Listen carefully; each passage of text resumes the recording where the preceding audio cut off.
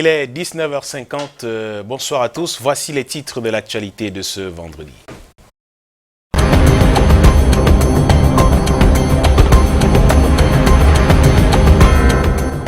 À la une ce soir, des chiffres du Covid-19 au Cameroun qui continuent de faire froid dans le dos. 820 personnes testées positives au Cameroun en date de ce 10 avril.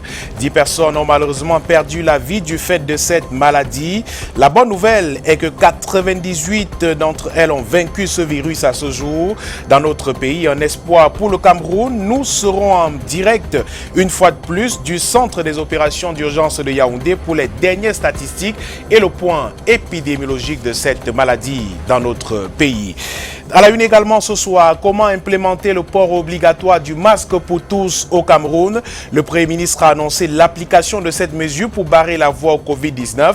Des voix s'élèvent pour interroger la disponibilité de ces masques, la fiabilité de ceux-ci et surtout les coûts appliqués pour s'en approprier. Nous faisons le point sur les masques dans cette édition. Et le Christ doublement crucifié par le coronavirus, la pandémie a fortement entaché la célébration du vendredi saint. Les fidèles déjà meurtris par la mort de Jésus ont été obligés de subir la douleur de ne pouvoir l'accompagner dans la passion. Certains prédicateurs ont choisi des ondes des radios pour le chemin de croix. La peine des fidèles à suivre dans cette édition. Voilà pour le sommaire.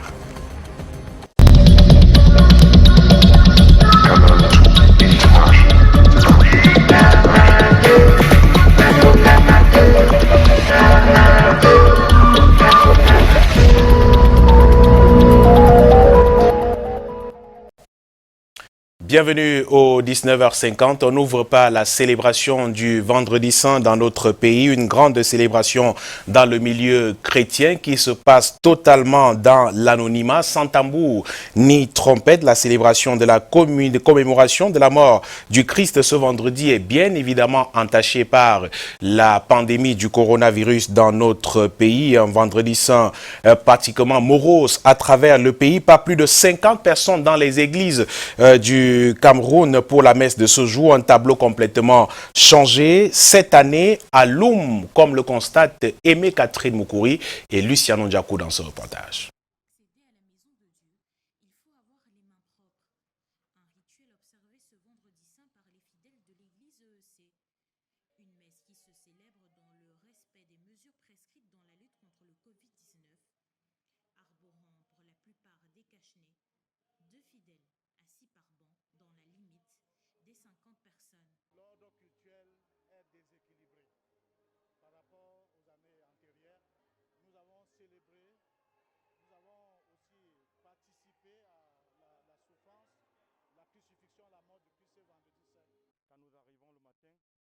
On revient donc sur ce sujet d'Aimé Catherine Moukouri au sujet de la célébration du Vendredi Saint à Loum dans le département du Mongo, région du littoral. Célébration morose, je vous le disais, à cause du Covid-19. Des fidèles obligés de rester chez eux.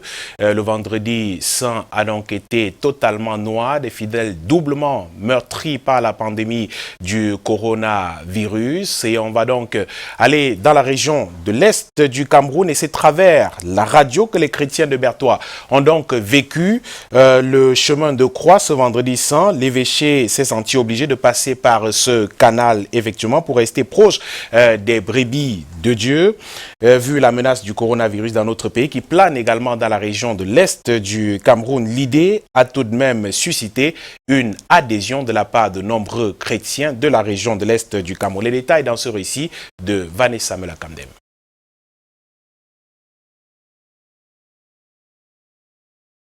Le Covid-19 faisant des ravages dans le pays, toutes les paroisses de Bertois sont fermées ce vendredi saint. C'est l'archevêché de la ville qui a eu l'idée de passer par la radio pour faire vivre aux fidèles la passion du Christ. Il s'agit seulement de se mettre en état de celui qui est à l'église pour comprendre que avec la situation que nous vivons, nous devons accepter ce genre de célébration. Ce n'est pas facile, mais nous, au niveau de notre famille, on s'est organisé pour suivre ce chemin de croix. C'est dans ce studio de la radio nationale que le culte se déroule. Le célébrant, l'abbé Patrice Basson, est accompagné d'une chorale, comme lors des messes ordinaires.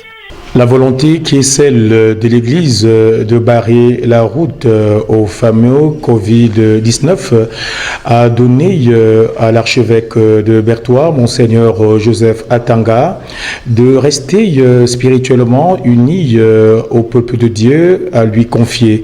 Voilà pourquoi nous avons dans cette même logique initié des célébrations eucharistiques et cultuelles en direct. Au terme du chemin de croix plus ou moins virtuel, le curé est chargé de la communication de l'archidiocèse de Berthois va symboliquement bénir ses ouailles. Monseigneur Joseph Atangana est satisfait de cette première expérience. Il compte faire pareil pour la fête de Pâques. Et la suite justement avec la célébration dans la région du centre du Cameroun et donc à Yaoundé précisément où la célébration justement de ce vendredi saint a été également entachée par le coronavirus. Effectivement, de nombreux fidèles sont donc restés chez eux pour suivre cette messe à travers parfois les réseaux sociaux et même des ondes de radiodiffusion. Dans la capitale, Delphine Foncoutene nous donne l'écho justement de la célébration de ce vendredi saint. La commémoration de la Passion du Christ cette année se fait sans chemin de croix chez les catholiques, rendu impossible à cause du coronavirus. À la paroisse Marie Médiatrice d'Etoudi à Yaoundé, une messe rassemble quelques croyants sensibilisés sur la crucifixion du Christ. Que chacun entre nous se fasse le vide et qu'il rentre au plus profond de lui-même, qu'il comprenne que c'est Jésus que les Juifs ont condamné, crucifié. Le même Jésus continue à souffrir à travers nos frères à qui nous faisons beaucoup d'offenses, que nous persécutons, que nous calomnions, que nous injurions et même que nous tuons. Jésus est mort sur la croix à cause de nos péchés. Chaque fidèle est appelé à se réconcilier avec Dieu et son prochain pour vivre une Pâque réussie. Tu ne pourras jamais vivre une belle fête de Pâques si tu n'es pas réconcilié avec le Christ. Elle n'a pas de sens, ta fête de Pâques. Tu n'es pas réconcilié avec ton frère, avec ta sœur, elle n'a pas de sens. Cette fête de Pâques, tu n'es pas réconcilié avec le monde, tu n'as pas de sens. Le Christ sera ressuscité le 3e jour. Ce sera la fête dimanche pour les fidèles chrétiens. Et en attendant, on reste en prière. Et on poursuit donc à Yaoundé avec le point du jour, les chiffres effectivement de ce jour autour de la situation épidémiologique du Cameroun. On nous parle de plus de 700 cas, 800 cas précisément enregistrés au Cameroun, 10 cas de personnes, 10 personnes qui ont perdu la vie effectivement pour près de 64 personnes guéries. Je vous suggère d'aller donc au centre des opérations d'urgence de Yaoundé, retrouver Arnaud Ngefa qui est en compagnie du docteur Fané Mahamat lors du point de presse quotidien sur la situation épidémiologique du Cameroun.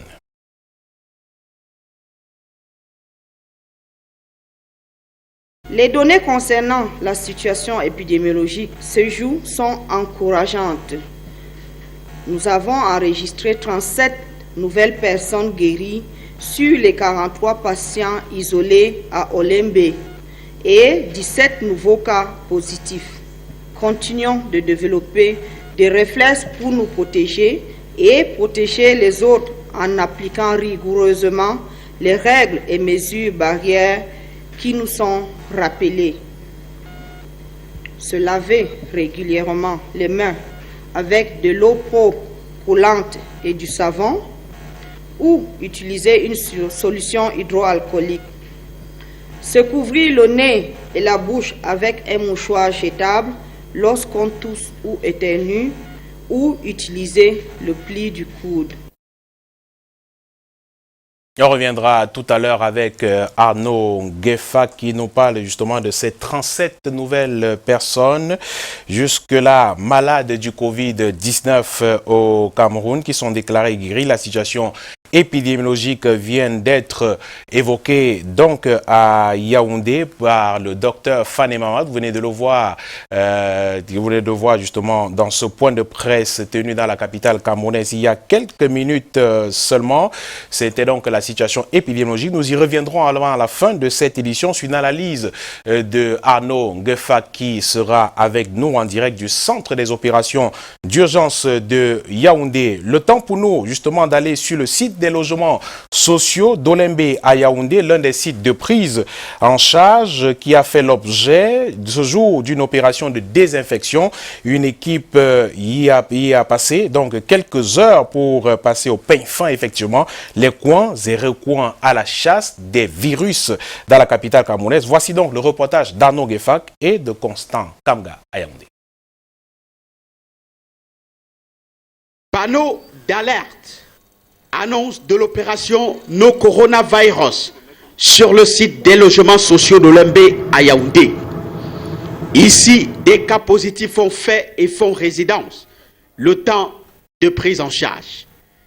Des infections convoquées ce jour, il faut anéantir tous les virus qui seraient en flânerie criminelle là. Sur le pied de guerre, une dizaine de soldats parés. Matériel et équipement à la mesure de la mission. Armes de combat en préparation.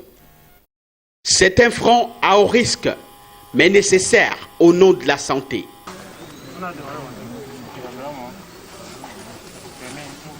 Soldats en avant. Feu sur l'ennemi commun. Couloir, salle de séjour, chambre, toilette, balcon, cours et alentours. 2 immeubles passés au fumigène antivirus composé. Quelques heures pour faire le tour complet. Au bout de l'exercice, le milieu peut être déclaré sain. Chandelle préalable avant l'entrée. Des autres commodités de luxe à prêter. Réfrigérateur, téléviseur, machine à laver et autres meubles pour faire bon et beau. La personne Covid positive en a droit, elle aussi. Et toujours au sujet de ce Covid-19, les 7 mesures du premier ministre chef du gouvernement pour endiguer le coronavirus, passer au peigne fin, pour endiguer cette maladie, passer au laser. Effectivement, si pour certains cette décision vient booster, réorienter le combat pour le Covid-19 au Cameroun, pour plus d'efficacité sur le terrain. Pour d'autres, il faut sortir des discours et passer à l'action en prenant en compte les difficultés, les nombreuses difficultés justement que rencontrent les Camerounais qui pour la plupart ont encore du mal jusqu'ici à s'adapter à cette maladie. Le récit de Karel Mezatiachoya à Yaoundé et Luc Vandor.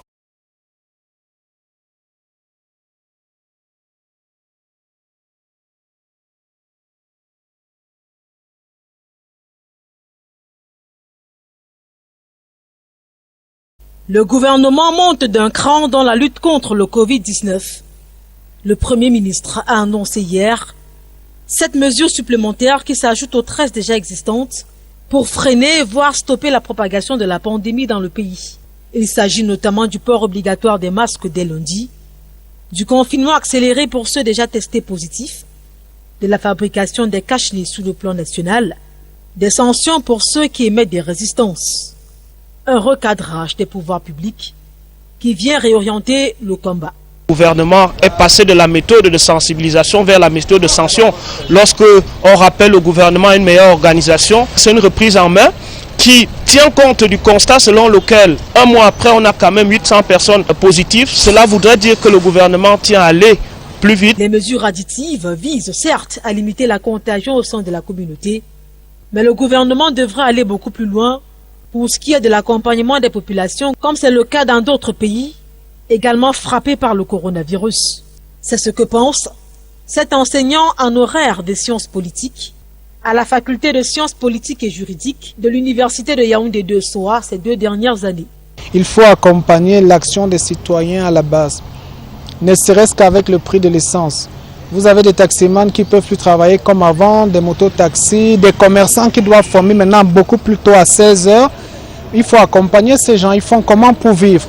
Qu'on ne fasse pas comme si le Covid-19, c'est juste du tam-tam médiatique qu'il faut faire à la télévision pour montrer à la communauté nationale que bon, nous aussi on participe contre le Covid-19. Parce que tout ce qui semble être mis comme budget là pour accompagner le Covid-19, je ne vois pas en quoi les populations sont directement bénéficiaires. De son point de vue, il est temps pour le Cameroun de passer à l'action et poser des actes concrets. Et à ce sujet, effectivement, le Premier ministre chef du gouvernement a édicté hier 7 autres mesures, partant justement du port de masques obligatoires, de nombreuses autres mesures pour lutter contre ce Covid-19 dans notre pays. 7 mesures qui sont justement passées en revue dans ce sujet de Ghislain Pierre-Issono. La reprise en main de la communication gouvernementale de Joseph Dione Ngouté sur le coronavirus. L'abondance de fake news sur la toile, le cas professeur Maurice Kamto et sa collecte des fonds, les sorties régulières du professeur Jacques Famenongo ou encore de Grégoire Ouna, comme Babouké cet an dernier, ont fini par confiner le Premier ministre de ce qu'un cadrage était devenu urgent. Dans un document presque rappel à l'ordre, le Premier ministre semble dire « Tenez-vous à moi, c'est moi le chef, il faut une autorisation préalable ». Là, le Premier ministre, oui, a fait quand même des petits recadrages, mais on pense aussi qu'à un certain niveau, il va falloir toute une commission dans ce cadre-là pour aider le ministre de la Santé à davantage mieux communiquer pour la suite. Dans ce schéma, même le ministre de la Santé publique est concerné. Les autorités déconcentrées et décentralisées aussi, tant certains avaient fixé à 16 h le moment de la fermeture des marchés au lieu de 18 h, directive générale. Et parce que se profile à l'horizon une semaine fatidique, le premier paragraphe de la note de la primature siffle la fin de la récréation. Il faut mettre à contribution les médias, aussi bien du service public que du service privé. Parce que vous avez beau être vous, des médias du service des médias à capitaux privés, mais vous faites un travail de service public. On doit pouvoir vous mettre à contribution, vous donner les moyens pour pouvoir sensibiliser davantage. Et il y a un autre élément qui est important, que nos forces de l'ordre ne se limitent pas seulement à être répressifs. À ce jour, le Cameroun est 5e au classement des pays africains les plus atteints par le coronavirus. On pourrait assister à une nouvelle entrée en scène du président de la République. Il faut donc boucler la première boucle. Et je vous propose de repartir au centre des opérations d'urgence de Yaoundé avec ses soldats sur place et sur le terrain également, toujours sur le qui-vive. Évocation ce soir au cours de ce point de presse du jour du cas du gouverneur de la région du littoral, Arnaud Gueffak. Vous êtes encore en direct du centre des opérations d'urgence de Yaoundé. Bonsoir.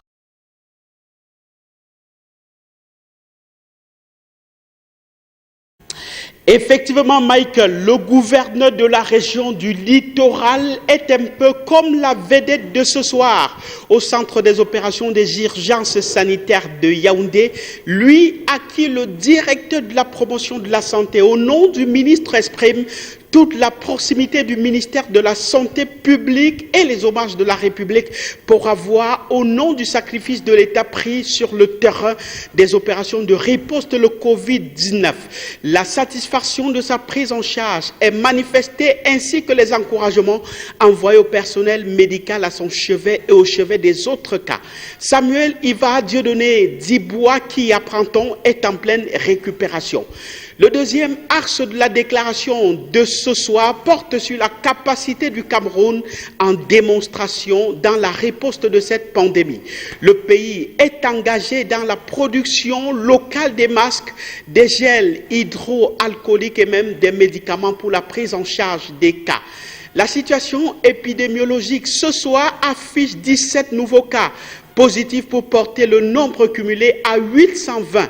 Bonne nouvelle, subséquemment à 37 personnes guéries pour un total de 98 déjà. Et le nombre de décès reste inchangé à 10. Point du jour suivi par Constant Kamga et Arnaud Gueffak en direct du centre des opérations. Merci infiniment à vous, Arnaud Ngefak. Et puisque vous avez évoqué le cas du gouverneur de la région du littoral tout à l'heure, je vous suggère d'écouter justement cet extrait du gouverneur de la région du littoral qui se porterait mieux selon ses propres propos. Un extrait justement diffusé et partagé longuement dans les réseaux sociaux depuis cet après-midi où il s'exprime, parle justement de cette maladie et de son rétablissement en ce moment. Je vous propose d'écouter Samuel Iva Adiboua. Samuel Iva Adiboua est vivant, gouverneur de la région du littoral.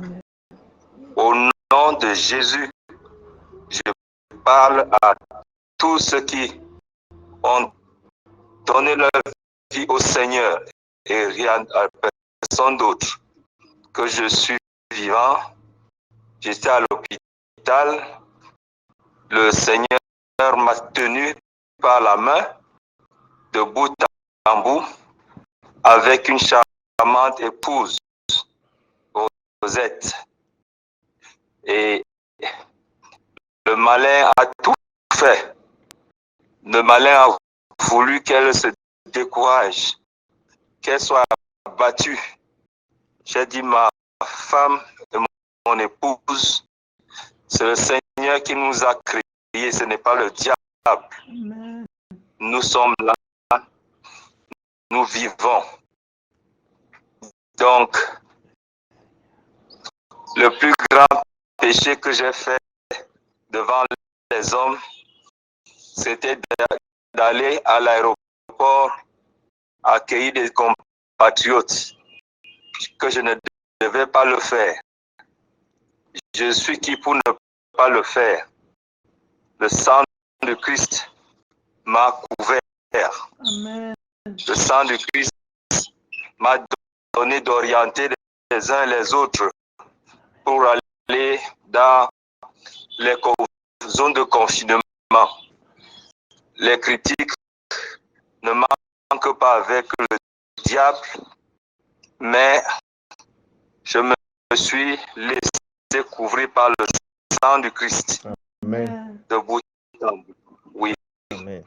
Donc, témoignage poignant et vivant de Samuel Dieudonné Iva Adiboua, gouverneur de la région du littoral qui se rétablit donc en ce moment, lui qui a donc été infecté de ce Covid-19 et qui se rétablit en ce moment. On a d'ailleurs eu ce message du ministre de la Santé publique apportant son réconfort au gouverneur de la région du littoral. Et pendant ce temps, pendant que la maladie prend de l'ampleur, le ping-pong se poursuit entre le ministre de l'administration territoriale et le parti politique Mouvement pour la Renaissance du Cameroun, porteur du projet Survie Cameroun Survival Initiative, visant une levée de fonds pour la riposte au Covid-19. Dernière saillie, celle de Maurice Kamto, qui déconseille de faire du juridisme dans cette affaire. Elle est intervenue après une mesure du ministre Paul Atangandji qui demande la clôture des comptes ouverts à cet effet pour illégalité de SCI qui connaît une forte adhésion ces derniers jours. Effectivement, le dernier point sur cette controverse avec Rodrigue Tonguet.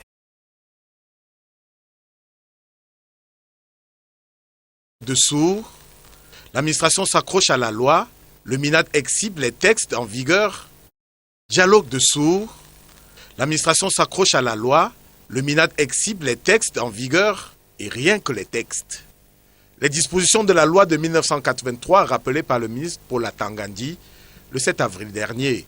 Tout appel à la générosité publique, tout appel de fonds ou de matériel pour souscription, quête, collecte, tombola, kermesse, entre autres, sont subordonnés à une autorisation préalable. Le MINAD n'avait pas cité une organisation précise, mais il était bien entendu que c'est de l'initiative Survie Cameroun Survival Initiative qu'il s'agit. Sa voix la plus autorisée, celle du président du MRC, Maurice Kamto, éminent juriste devant l'Éternel, était attendue sur le terrain juridique. Elle a retenti la nuit dernière. Le peuple souverain, étant la source de la loi, ne peut être arrêté par la loi. Si l'on voulait faire du juridisme, il y aurait tant à dire sur la forme du communiqué du ministre de l'administration territoriale, au regard, d'une part, de la théorie des actes administratifs. D'autre part, les engagements internationaux du Cameroun relativement à l'obligation pour l'État de protéger la santé de ses populations, que ceux qui ne l'ont pas compris le comprennent dorénavant. Survie Cameroun, Survival Initiative, est une auto-organisation du peuple camerounais souverain en situation de danger de mort pour assurer sa survie. Dans cette controverse, le MRC choisit manifestement la légitimité et les droits fondamentaux humains comme moyen de défense face au rappel à l'ordre de la préfectorale. Elle n'entre dans aucune des catégories d'associations prévues par la législation en vigueur et en cela ne saurait enfreindre cette dernière. Le MRC, initiateur de SCSI, surfe même sur la vague politique. 1 milliard, c'est la somme dérisoire que ceux qui ont bu du champagne et du vin à hauteur d'1,5 milliard de francs CFA lors des fêtes de fin d'année 2019 au Palais des Toudis ont jeté comme une obole pour plus de 25 millions de Camerounais aux prises avec la mort véhiculée par le Covid-19.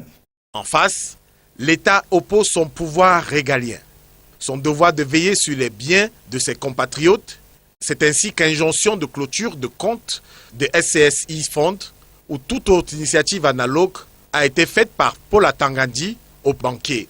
J'ai l'honneur de vous demander de bien vouloir procéder à la clôture des comptes en vue de la collecte des fonds prétendument destinés à la lutte contre le coronavirus au Cameroun.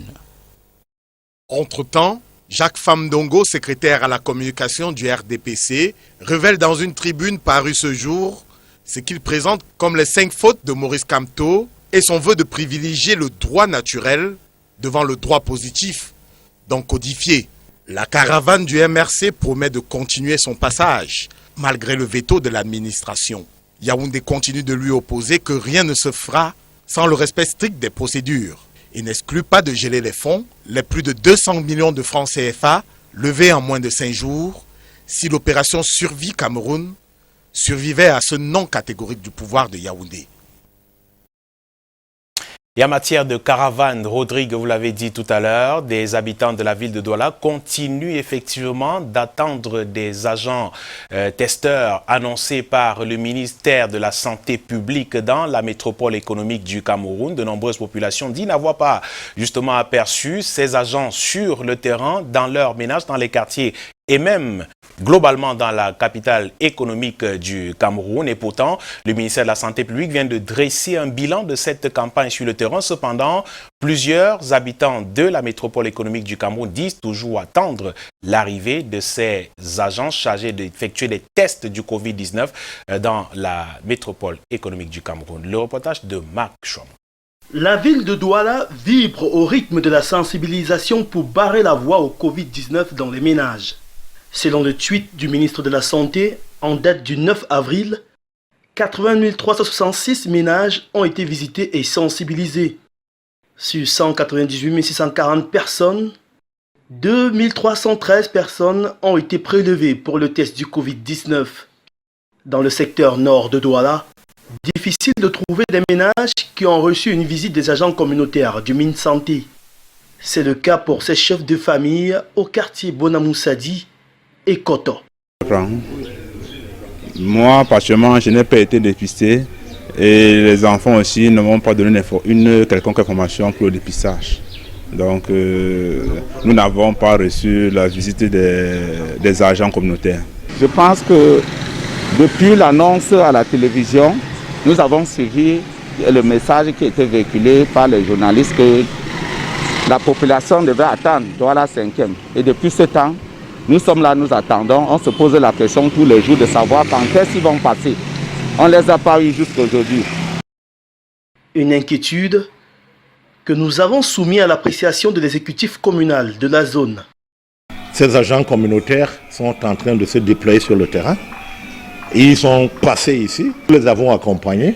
Mais nous pensons que cela est encore insuffisant parce que le ministère de la Santé nous a dit qu'il y aura toujours un grand déploiement et un test massif de dépistage qui va continuer dans les zones les plus reculées, même là où les routes sont quelque peu difficiles.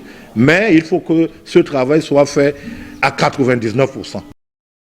Si l'effort est déjà appréciable, la tâche est loin d'être terminée au regard du nombre de quartiers encore non visités ou encore au regard du nombre d'habitants que compte Douala, chiffré à plus de 4 millions, soit près de 900 000 ménages.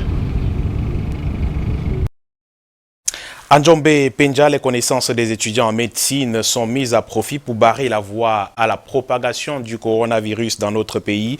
Ils s'attellent à la fabrication des gels hydroalcooliques à distribuer gratuitement également. Les précisions dans cet élément que nous proposent Aimé Catherine Mokoué et Luciano Ndiakou, notre correspondant dans le Mongo. Junior est étudiant à la faculté de médecine de l'université de Douala. Ici, il est à la fabrication de solutions hydroalcooliques. Elles seront distribuées gratuitement à la population de Njombe Penja dans le cadre du projet de riposte contre la pandémie du Covid-19. Ici, nous sommes en train de neutraliser le carbopole qui est sous forme de poudre. Là, sous forme de gel. Nous avons deux étapes de fabrication. Nous avons la fabrication de la solution hydroalcoolique typique OMS qui est composée de l'alcool à 96 degrés, du peroxyde d'hydrogène, de la glycérine, de l'eau distillée. Dès aujourd'hui, nous allons entrer dans la phase de sensibilisation et de prévention afin de donner à notre population des mesures de résilience face au coronavirus. Plus de 100 seaux d'eau et 50 000 masques seront distribués à toute la population de Njombe Penja. Une initiative soutenue par l'exécutif communal de Njombe Penja dans une opération baptisée « Ensemble, stoppons le Covid-19 ». Nous avions commencé ce projet par la sensibilisation.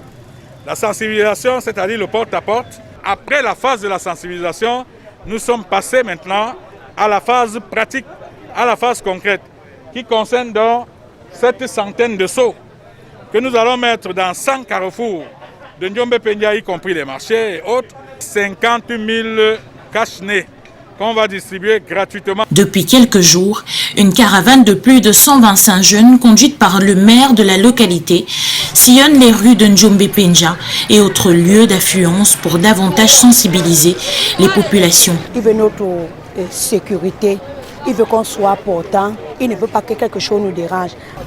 Un bon bicyclette doit être protégé, on doit aussi utiliser les cache-nez. La localité est désormais armée pour barrer la voie au Covid-19. Port du masque obligatoire dès lundi prochain au Cameroun, Kribi anticipe et le maire de la ville l'impose à ses concitoyens depuis quelques jours déjà. Une décision qui crée un boom au niveau des salons de couture qui confectionnent des masques faits localement. Jusqu'ici, une diversité qui offre le choix face à ceux importés et vendus en pharmacie. Le reportage de Monique Naosi-Fosso et Moussa Takou. Avant de sortir de chez soi à Kribi, il faut porter son masque. C'est désormais obligatoire selon un communiqué rendu public par le maire de cette ville. Dans les rues et marchés de la cité balnéaire, le réflexe du port du masque intègre progressivement les habitudes. Ici, le Covid-19 crée un nouveau business avec des masques faits maison. Chacun s'en procure en fonction de sa bourse. Changer les masques faits par les couturiers. D'abord parce que c'est moins coûteux et puis je peux le laver et les repasser également. Donc ça m'arrange. Je préfère le traditionnel parce que facilement je peux le laver dans mon détergent, de l'eau de javel.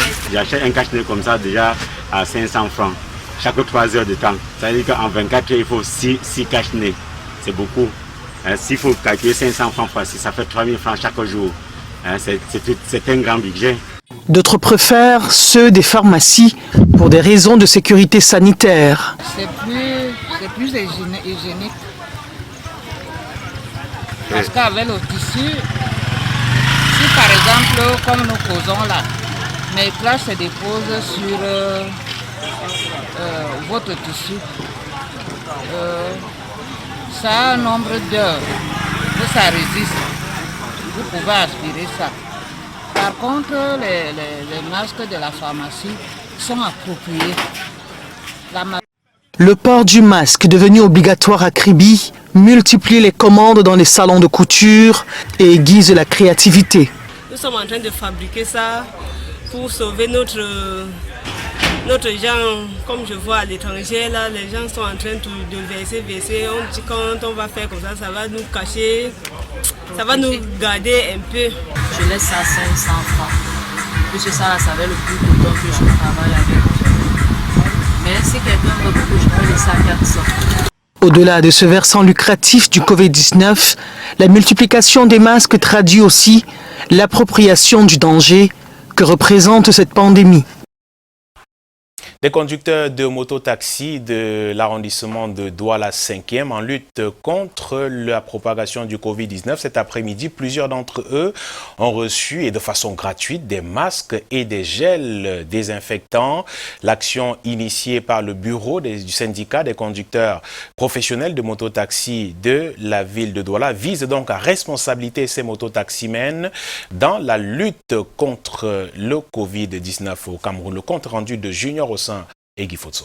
La décision de M. le ministre des Transports, elle est obligatoire pour chaque mototaximan désormais de disposer d'un masque. La décision du ministre des Transports ne tombe pas dans les oreilles de sourds. Et cet après-midi, c'est au total 500 masques cousus à la main qui sont distribués gratuitement aux nombreux mototaximens de l'arrondissement de Douala 5e. Moi, je pense que le masque c'est une bonne chose parce que une fois que tu as le masque, le client qui t'interpelle déjà ne doit pas te lâcher partir parce que tu es déjà protégé et ces clients se sentent déjà aussi lui-même protégés. L'action, initiée par le bureau du syndicat des conducteurs professionnels des mototaxis du Cameroun, est de responsabiliser le mototaximan dans cette lutte acharnée contre le Covid-19. Tout le long de la journée que nous sommes en route, nous ne savons pas que nous transportons derrière à bord de nos motos. Et pour moi, il y a une très bonne chose de porter ce masque. Mais ça nous permet d'être épargnés de cette putain de maladie. Des gels désinfectants et des solutions hydroalcooliques sont également distribués, accompagnés de nouvelles mesures prises par le bureau du syndicat. Je déconseille à tous ceux qui ont les gants, qui portent les gants pour conduire la moto, de ne plus porter. Parce que les gants, nous touchons l'argent, nous touchons le derrière de la moto qui est en fer où tout le monde touche. Nous touchons pas mal de choses. Raison pour laquelle il faudrait qu'après chaque 2 heures, on puisse laver les mains. Actuellement, le Cameroun compte un peu plus de 600 cas testés positifs au Covid-19 et porter un masque nous empêche de propager ou de contracter le virus. Et pour se protéger davantage, dès lundi prochain, le port du masque pour se protéger justement contre le Covid-19 sera obligatoire. Et c'est dans cette optique que ce vendredi, les éléments de la gendarmerie nationale se sont mobilisés dans les artères de la métropole économique du Cameroun pour sensibiliser les usagers sur le bien fondé du port du masque. L'action vise justement à inviter les uns et les autres à s'offrir un masque avant la phase répressive qui débutera effectivement lundi prochain. Le compte rendu de Junior Ossin et Stéphane Binac. Nous sommes ravis de constater que dans Bika Voyage, tout le monde a un masque. Et que ça continue comme ça pour que nous mettons une barrière à ce Covid-19. C'est pour maintenir une telle attitude chez les populations que les éléments de la gendarmerie dans le littoral passent à la sensibilisation ce vendredi saint. Pour le moment, nous sommes dans la sensibilisation. Nous espérons que la prochaine fois qu'on aura à se rencontrer, vous auriez abordé vos cachemires. OK? Comme ces usagers de la route qui semblent ne pas craindre le Covid-19, nombreux sont ceux qui circulent encore sans masque. Interpellés par la gendarmerie nationale, ils sont alors obligés de s'en procurer. Hic et Nouk. Justement, ils m'ont interpellé, j'ai pris. Donc c'est une bonne chose. Et c'est aussi pour ralentir et arrêter le coronavirus. On a dit que ça commence quand on le contrôle lundi. Pour les caches de danse, c'est vrai qu'elle m'a pas appelé ça maintenant là.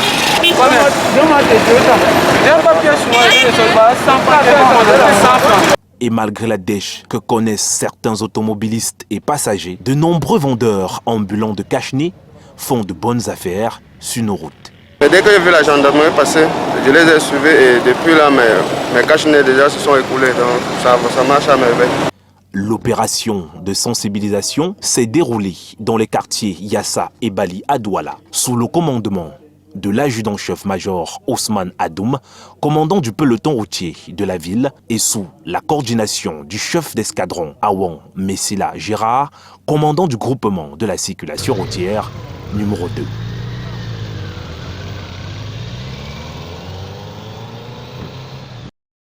On reparle de cet effondrement qui a coûté la vie à 4 personnes hier dans la capitale camerounaise, à Yaoundé. Le drame s'est produit aux premières heures de la matinée. Alain Gislanganga et Francis Guénan. Les boucheries de Ngaoundéré, érigées en barrière contre la de ce drame survenu dans la capitale camerounaise, ce drame, effectivement, cet effondrement. Le reportage d'Alain Gislanganga. Les sapeurs-pompiers sont à pied d'œuvre au lendemain du drame qui a coûté la vie à 4 personnes, jeudi dernier au quartier Obili à Yaoundé.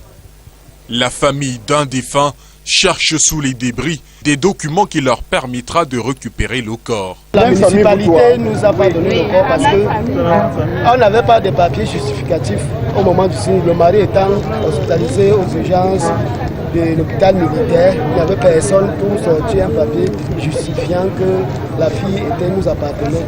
Ils ont donc remis le corps à la municipalité en attendant que nous apportions le corps. Dame Toumeba et sa fille ont péri sous la masse des débris du bâtiment. De même que les 2 enfants du propriétaire de l'immeuble. Pourtant, alertés à plusieurs reprises par le voisinage, des fissures sur son édifice. Je crois savoir que les services communaux de la mairie ont fait une descente sur le terrain il y a quelques temps, je pense 1 an ou 2. Les services de la communauté urbaine aussi sont passés une fois. Je ne sais pas ce qui s'est passé après. On s'y attendait, peut-être pas de cette manière-là, étant donné que l'immeuble présentait des défaillances. Donc même en route, les passants faisaient des remarques par rapport à l'immeuble. Genre, c'est pas un immeuble qui va rester pendant longtemps, qui va durer. Bref, ce genre de remarques. Une seule personne a eu la vie sauve. Il s'agit du nommé Toumeba, actuellement en soins intensifs, qui a malheureusement perdu son épouse et sa fille. Le food market de Bamenda a passé quelques moments de frayeur cet après-midi après la tentative d'enlèvement d'un commerçant devant sa boutique. Les malfaiteurs ne sont pas parvenus à leur fin grâce à la bravoure du jeune commerçant et ce malgré la présence de nombreuses personnes au marché à cette heure. Le récit de ce kidnapping avec Yvonne Katiken et Annie Collins. Il a fallu du courage à ce commerçant pour conserver sa liberté. 2 hommes armés ont fait irruption au food market de Bamenda ce matin. Ils ont tenté de le kidnapper. Le jeune commerçant s'en est sorti grâce à son courage. Il ne s'est pas laissé faire. Quelques minutes de tiraillement avec ses bourreaux. Ces derniers ont pris la clé des champs. At the edge of my business this morning time, some 2 boys and just come. I harassed me my climb bike, so I started to defend myself, to start shouting. Until I start coming around, so the boy they run away. Were they armed? Yeah, they were armed. How many of them? The 2. With the bike man. Okay. Yeah. Do you have any problem with them? No, I don't have any problem with them. You suspect that could be who? I don't know. I don't know. I'm just surprised. Selon les témoins sur place, après ce forfait, les 2 hommes ont rejoint le 3e qui les attendait sur une moto. Le jeune commerçant dit n'avoir, à sa connaissance, aucun problème qui aurait occasionné cet enlèvement. La tentative d'enlèvement ce vendredi est la 2e en l'espace de 24 heures, après celle du directeur régional de Sopecam Nord-Ouest dans sa résidence de Bamenda. Et voilà qui fait l'essentiel de l'actualité ce soir au Cameroun, en Afrique et même dans le monde. Je vous dis merci d'avoir suivi en vous priant de rester chez vous autant que vous pouvez. Je vous retrouve donc lundi prochain.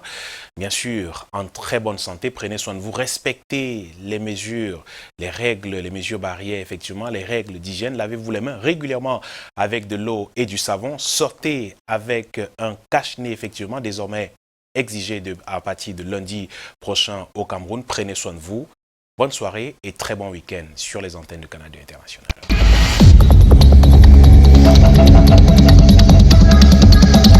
Canal